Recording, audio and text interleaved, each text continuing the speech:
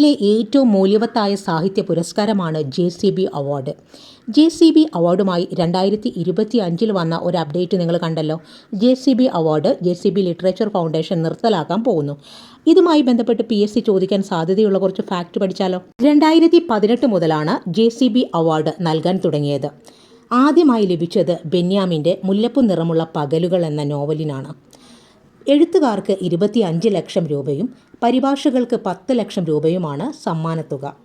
English, പ്രാദേശിക ഭാഷയിൽ നിന്ന് ഇംഗ്ലീഷിലേക്ക് പരിഭാഷ ചെയ്ത കൃതികളുമാണ് അവാർഡിന് പരിഗണിക്കുന്നത്.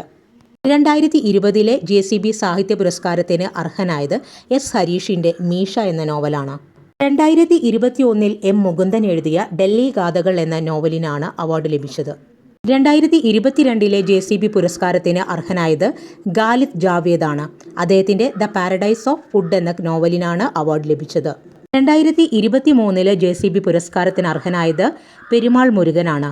ഫയർബേർഡ് എന്ന കൃതിക്കാണ് അവാർഡ് ലഭിച്ചത്. 2024 JCB പുരസ്കാരത്തിന് അർഹത നേടിയ കൃതിയാണ് Lorenzo searches for the meaning of life. ഈ കൃതി എഴുതിയത് ഉപമന്യു ചാറ്റർജിയാണ്. താങ്ക്